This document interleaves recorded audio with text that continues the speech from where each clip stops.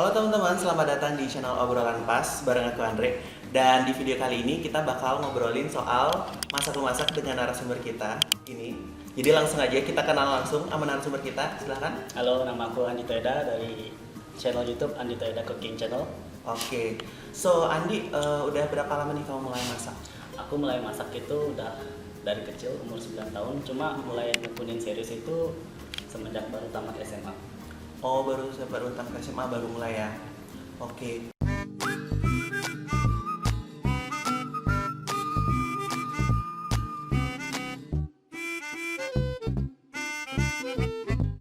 Oke.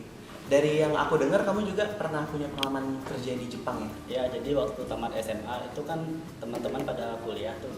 Nah, aku milih jalur itu ke Jepang langsung, jadi jalur kerja ke Jepang. Jadi ke Jepang itu ada dua cara untuk jadi chef. Pertama, kamu bisa langsung terjun ke kitchen, atau kedua, kamu bisa ikut cooking school. Oh, dan yang kamu pilih waktu itu adalah Langsung kerja. langsung kerja ya? Oh, jadi kerja sambil belajar sana? Iya. Oh, jadi kamu spesialis nih di masakan Jepang? Enggak juga sih kalau spesialis, tapi kalau ditanya jago apa, mungkin makanan Jepang sih. Oke oke. Terus apa sih yang bikin kamu tertarik gitu untuk menekuni dunia tata boga ini?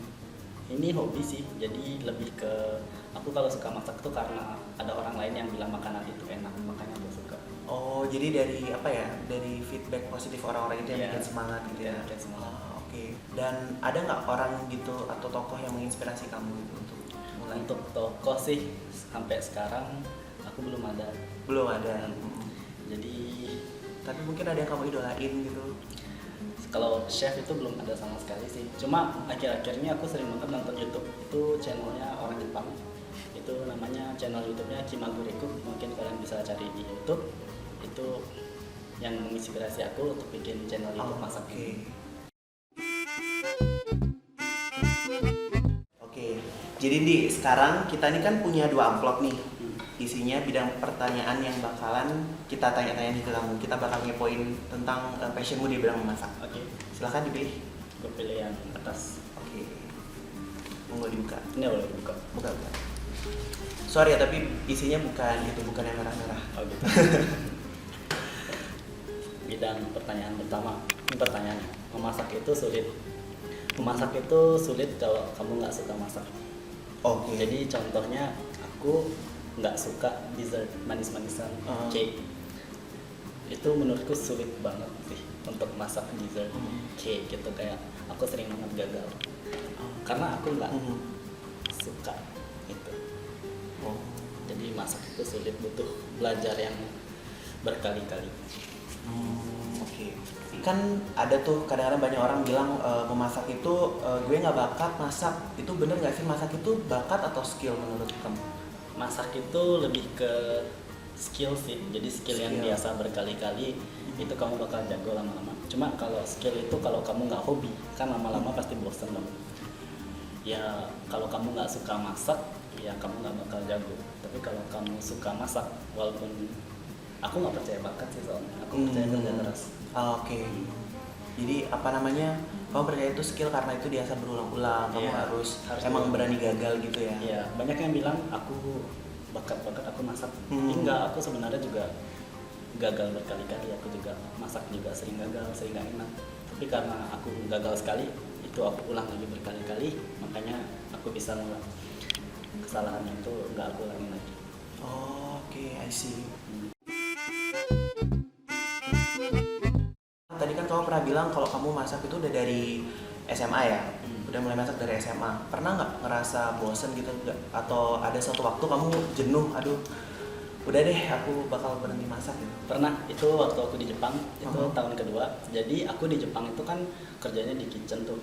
Jadi waktu di kitchen itu aku dari awal pertama sampai awal 1 tahun pertama itu aku masaknya yang sama terus. Yang sama tuh kayak ya namanya kerja di restoran, kitchen, hotel itu kan kamu harus masak apa yang menu di tempat itu.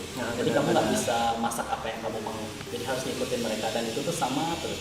Anggapannya kamu bikin nasi goreng di restoran, kamu harus bikin nasi goreng itu terus. Itu kan bukan masak. kamu nggak bisa mengekspresikan dirimu. Jadi menurut kamu itu masak itu apa ya?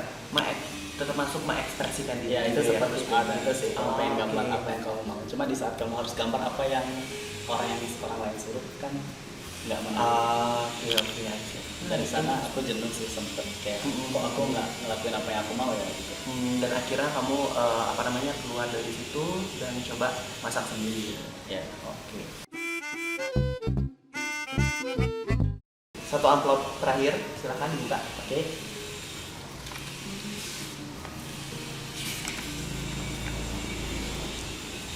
Memasak di rumah. Oke, jadi kan sekarang ini kan lagi musimnya apa ya, pandemi ya, kita semua tahu. Jadi kita nggak kemana-mana, kita aktivitasnya di rumah aja, dan salah satu aktivitas yang bisa apa ya, menghibur dan memberikan manfaat kan contohnya memasak di rumah tuh. Nah, menurut pendapatmu nih, yuk, bumbu apa sih yang harus dalam tanda kutip standby ya, harus ada di dapur supaya kita bisa masak dengan mudah gitu? Kalau aku sering banget sih ngeliat orang masak-masak akhir-akhir ini. Jadi kayak tiba-tiba mendadak semua jadi chef ya. Iya. Pandemi ini. Kalau di aku itu bumbu yang harus ada itu soy sauce. Soy sauce. Kalau aku.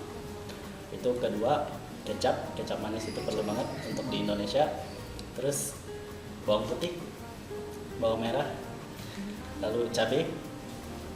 Kalau kalian pengen bikin makanan yang enak, itu kalian harus keluar dari zona nyamanmu. Terus kalian harus berani untuk nyoba beli bumbu yang kayak aneh gitu. Kalau kalian untuk ke supermarket, kalian kadang-kadang ngeliat bumbu yang aneh, itu kalian ambil aja walaupun kalian nggak tahu rasanya, itu coba aja. Kadang-kadang itu aku sering banget sih berhasil, dan aku nemuin bumbu yang orang lain nggak pernah temuin sebelumnya. Oh, jadi eksperimen itu bagian dari kesenangannya, guys. Iya. Oke.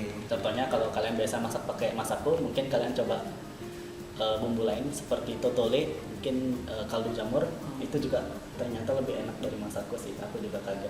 Oh gitu.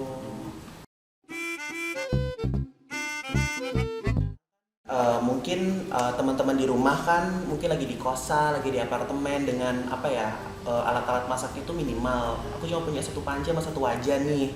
Nah, menurutmu dengan alat-alat yang terbatas itu bisa nggak kita masak atau jadi penghalang gitu? Menurutku sih enggak ya. Jadi kalau kalian mau nggak punya oven, itu panci juga bisa jadi oven. Panci juga bisa jadi alat steamer. Itu pokoknya kalau aku paling penting dalam masak itu pisau sih. Pisau yang Harus tajam. Pisaunya harus tajam. Karena kalau pisaunya nggak tajam, aku males masak. Ya. Jadi alat-alat di dapur tuh bisa ya diakalin ya untuk Sebenarnya banyak banget bisa diakalin kalau kalian tahu. Nah, lagi ngomong soal masak di rumah nih, kamu bisa nggak kasih kita tips sama saran masakan apa sih yang untuk apa ya, anak kosan ya bisa masak sendiri di rumah gampang gitu? Kalau untuk masakan Jepang itu yang gampang itu menurutku ya, kalau orang lain suka itu mungkin chicken teriyaki. Itu terus juga sushi itu gampang banget sebenarnya. Terus juga mungkin Chinese food. Aku suka banget Chinese food, itu kesukaan nomor 1 sih, Chinese food. Oke. Terus kalau masakan Indonesia menurutku malah lebih ribet. Jadi kalau untuk anak kos-kosan ya mungkin kalian lebih bisa masak masakan Indonesia. Tapi kalian sekali-sekali coba masakan Jepang, sebenarnya simple banget, gampang, enak. Shocking ya, maksudnya aku kira malah masakan internasional gitu yang buatnya kita harus punya bahan-bahan impor dulu kayak. Enggak ya. Sebenarnya masakan Indonesia jauh lebih sulit daripada Masakan Indonesia jauh lebih sulit. Iya. Oke. Jadi setelah kita ngobrol-ngobrol, Chef Andi, teman kita bakalan ngasih demonstrasi langsung masakan-masakan apa sih yang bisa kalian coba sendiri di rumah yang simple dan gak kalah enak sama makanan-makanan di restoran. Yuk, kita cek. Sekarang kita udah di dapurnya Andi dan kita sekarang akan demo masak bagian yang dimana aku cuma bagus dalam ngeliat, tapi aku jago banget makannya. So, hari ini kita bakal masak apa, Andi? Aku hari ini mau masak chicken teriyaki. Itu resepnya simple banget, gampang, dan resep ini aku dapetin dari sushi Tui. Oke. Oke, jadi pertama-tama kita mau bumbuin dulu. Ini kita udah cuci bersih. Nanti terus pertama kita kasih ini garam dan lada, udah jadi satu. Kita kasih bumbu seperti ini.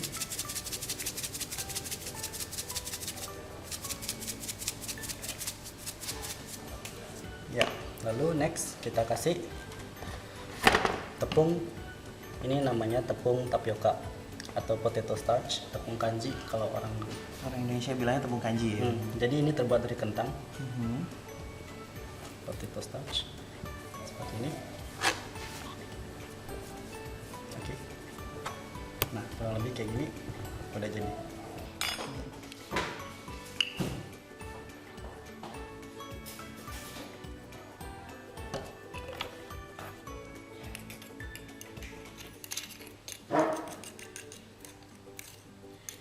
Oh jadi ini saus yang kamu bikin sendiri ya? Iya. Oh, wow. Ini gampang banget, isinya cuma Dan bahan-bahannya bisa kita temuin semua di semua pasar-pasar pasar Badung Indonesia. ada. Jadi emang bahan-bahan yang nggak sulit ya buat dicari. Semua di pasar Badung ada. Di pasar Badung ada, di Papaya pasti ada. Nah, pertama-tama di sini kita kasih minyak goreng. Minyak gorengnya lumayan banyak juga nggak apa-apa, tapi nanti terakhir kita buang lagi. Nah, di sini kan ada ayam, itu ada bagian kulitnya, terus juga ada bagian dagingnya. Pertama-tama yang kita mau panggang itu bagian kulitnya dulu di bawah seperti ini. Terus kita goreng sampai crispy. Ini tujuannya biar nanti waktu kita makan kulitnya tetap crispy. Oh, biasanya berapa lama tuh biar sampai crispy, dapat tekstur crispy-nya gitu? Itu tergantung api sih, tapi biasanya 3 menitan. 3 menitan.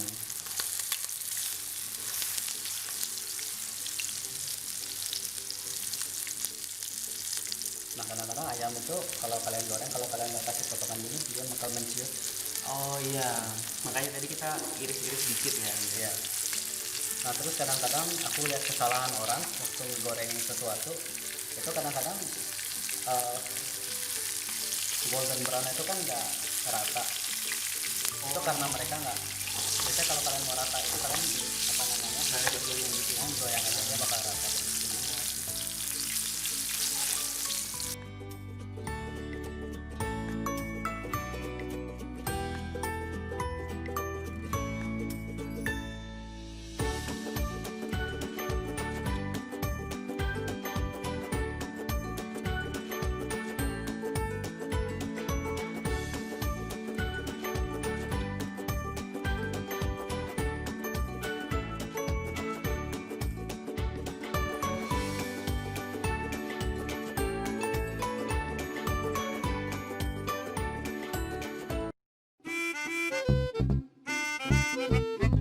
Kita sampai ke menu yang kedua nih. Ya, jadi yang kedua ini kita bakal bikin apa nih? Aku mau bikin gyoza. Jadi gyoza Gyoza. ini simple banget. Ini makanan Jepang tapi adopsi dari Chinese. Oke. Nah, pertama-tama di sini kita mau potong bahan-bahannya dulu.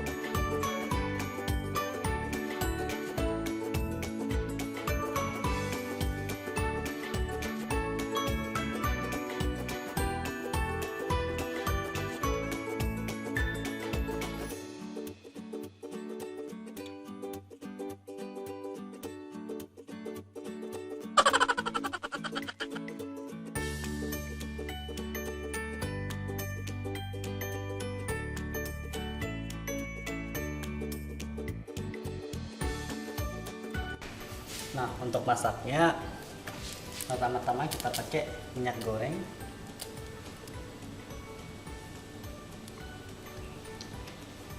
Lalu kita goreng dulu. Jadi di bawah ini harus di sini dia harus golden brown. Terus di atasnya dia ke steam. Caranya itu pertama kita masukin seperti ini.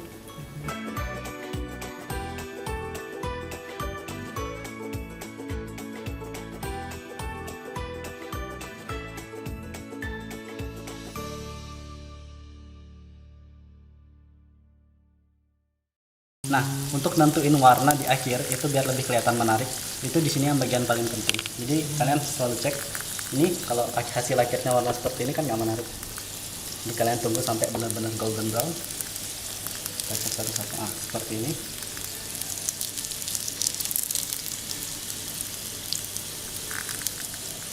Nah, udah kalau udah seperti ini kita masukin air.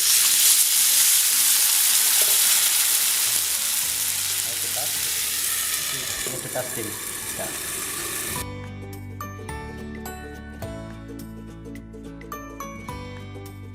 Kalau misalkan teman-teman ya kan lagi males masak, tapi kan kalau masak moody ya, jadi kita kayak nyiapin gitu, nanti kita frozen di kulkas, nanti pas mau makan tinggal dikeluarin lagi, Iya. dimasak gitu.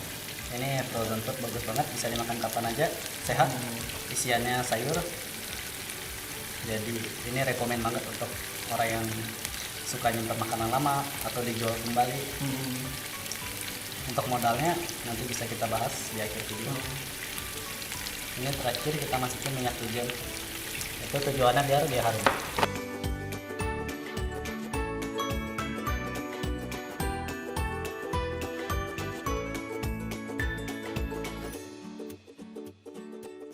Ini udah jadi.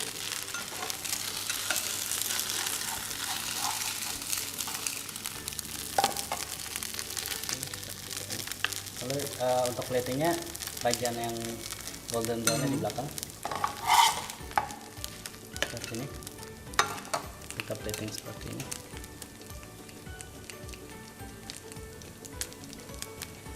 Seperti ini. Di sini kita kasih bumbu.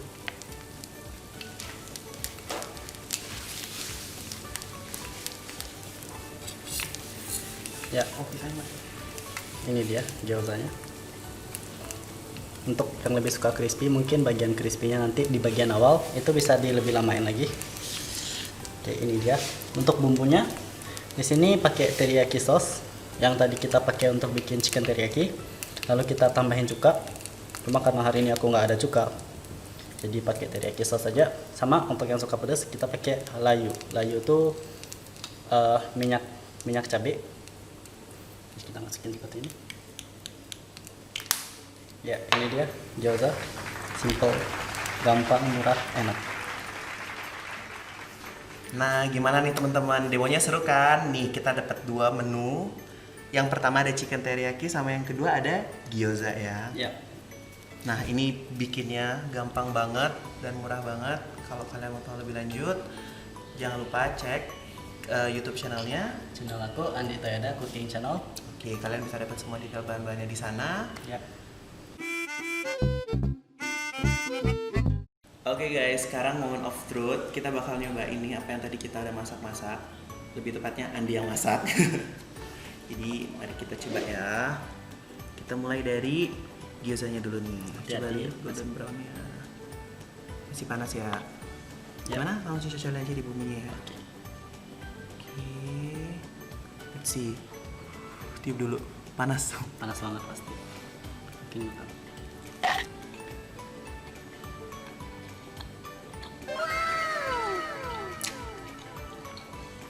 Enak gurih. Atasnya tuh lembut. Terus isiannya tuh kayak meledak waktu kita kunyah gitu kan. Iya. Terus bawahnya tuh crispy banget guys. Enak banget. Mungkin mau coba chicken teriyaki-nya. Dan bahan-bahannya juga nggak terlalu sulit dicari ya tadi ya. Enggak, bahan-bahannya semua ada di pasar kok. Gampang banget. Bukan apa ya impor gitu nggak. Kalian bisa cari bahan-bahannya di pasar-pasar dekat rumah kalian.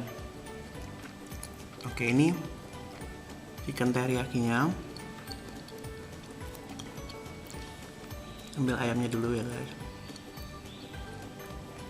Fail. Oke. Cobain ayamnya.